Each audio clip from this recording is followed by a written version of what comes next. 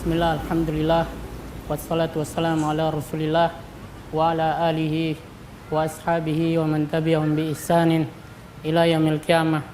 Amma ba'du, saudaraku kaum muslimin, mari kita mengambil faedah dari kitab Tauhid karya Syekhul Islam Muhammad bin Abdul Wahhab rahimahullah ta'ala yang merupakan hak-hak Allah subhanahu wa ta'ala terhadap para hambanya.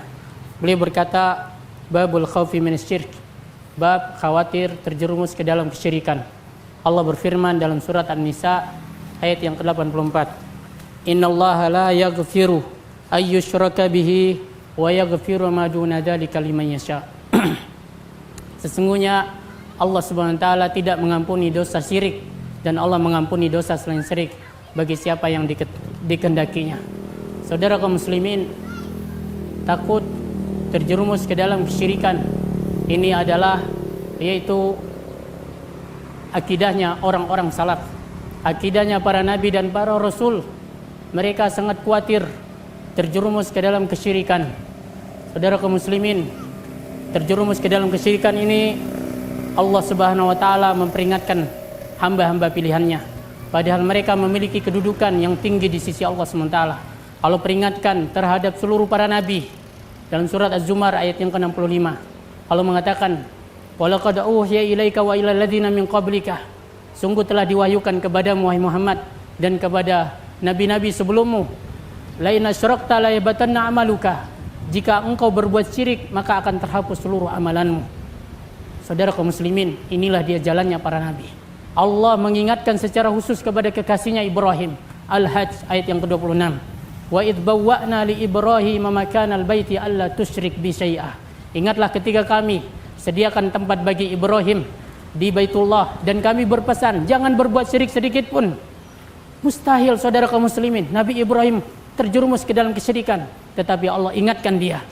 Allah mengingatkan secara khusus kepada hamba pilihannya, Nabi kita Muhammad sallallahu alaihi wasallam, dalam surat Qasas ayat yang ke-87, wada'u ila rabbik wa la takunanna minal musyrikin. Serulah manusia kepada jalan Tuhanmu dan jangan engkau termasuk orang yang berbuat syirik. Allah juga mengulang pesan kepada nabinya dalam Quran surat Asy-Syu'ara ayat 213, wala tad'u ma'allahi ilahan akhar fatakuna minal mu'adzabin. Wahai Muhammad, jangan engkau berbuat syirik, nanti engkau termasuk orang-orang yang disiksa. Saudara kaum muslimin, inilah dia jalannya para nabi dan para rasul, dan inilah wasiat Allah Subhanahu wa taala. Maka setelah ini semua, pantaskah bila ada orang yang berkata, jangan ingatkan kami syirik, engkau ini tidak ada modal kecuali kesyirikan? Saudara kaum muslimin, mereka mengatakan orang yang mendakwakan syirik itu berarti membawa pemahaman baru. Orang yang sering menyebut tentang kesyirikan itu adalah Wahabi, itu orang sesat. Saudara kaum muslimin, ini tidak benar. Kalau ini benar, berarti yang pertama kali dituduh adalah Allah Subhanahu wa taala. Saudara kaum muslimin, Allah Subhanahu wa taala mengabadikan rasa takut nabinya Ibrahim dari terjerumus ke dalam kesyirikan. Surat Ibrahim ayat yang ke-35, wajnubni wa baniya an na'budal asnam, jauhkan aku ya Allah dan anak keturunanku dari menyembah berhala, dari berbuat syirik.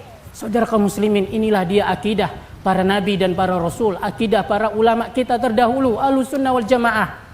Disebutkan, yaitu Hudzaifah bin Yaman mengatakan, manusia bertanya kepada Rasul tentang kebaikan, adapun aku bertanya kepadanya tentang keburukan. Aku takut keburukan itu menimpa diriku. Saudara kaum muslimin, keburukan yang paling buruk adalah kesyirikan. Dulu Umar pernah berkata, seandainya ada yang menyeru dari langit, wahai penduduk manusia, semua kalian ini akan masuk surga kecuali satu orang saja. Apa kata Umar? Aku khawatir akulah yang satu itu. Murid-murid Hasan al-Basri berkata, wahai Imam, kami ini punya teman yang selalu membuat kami takut. Apa kata Hasan al-Basri? Sungguh kalian punya teman yang selalu membuat kalian takut, itu jauh lebih baik daripada kalian punya teman yang selalu membuat kalian senang, tetapi kalian mendapatkan ketakutan. Kalian punya teman yang selalu membuat kalian takut, tetapi kalian mendapat aman, itu jauh lebih baik. Saudara kaum muslimin, di mana rasa takut seperti ini di hati kita? Di mana kekhawatiran seperti ini di hati kita? Apakah Islam itu telah hilang dari hati kita? Saudara kaum muslimin, maka tidak benar. Kenapa kita harus marah jika diperingatkan dari perkara yang berbahaya? Bukankah orang yang memperingatkan kita dari bahaya itu adalah orang yang peduli kepada kita? Maka Nabi SAW adalah orang yang sangat peduli terhadap nasib manusia. Beliau peringatkan. Nabi mengatakan kepada sahabatnya, akhwafu ma akhafu alaikum asyirkul asghar. Yang paling aku khawatirkan menimpa kalian adalah syirik kecil. Saudara kaum muslimin, kalaulah syirik kecil dikhawatirkan oleh Nabi menimpa sahabat, padahal mereka itu mentauhidkan Allah, berjuang, berjihad, mengorbankan jiwa dan raganya. Lantas bagaimana dengan orang yang tidak sebanding dengan mereka, tidak takut terhadap syirik, yang kecil apalagi yang besar? Saudara kaum muslimin, bagaimana kalau yang menuduh tentang kesyirikan, mendakwahkan syirik, memperingatkan dari syirik ini, dituduh sebagai orang yang sesat, itu adalah ulama, orang yang disebut sebagai kiai? Saudara kaum muslimin, sungguh ini adalah musibah umat Islam.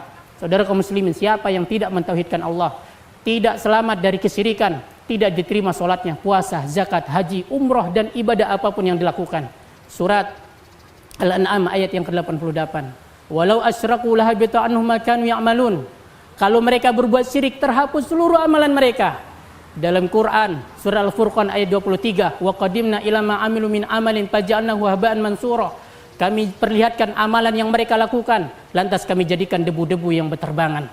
Saudara kaum muslimin, siapa yang tidak menghindarkan diri dari syirik, tidak akan bermanfaat baginya syafaat para pemberi syafaat, dan tidak akan bermanfaat baginya doa orang yang soleh, sekalipun yang berdoa itu adalah manusia yang paling mulia, yaitu Nabi Muhammad SAW.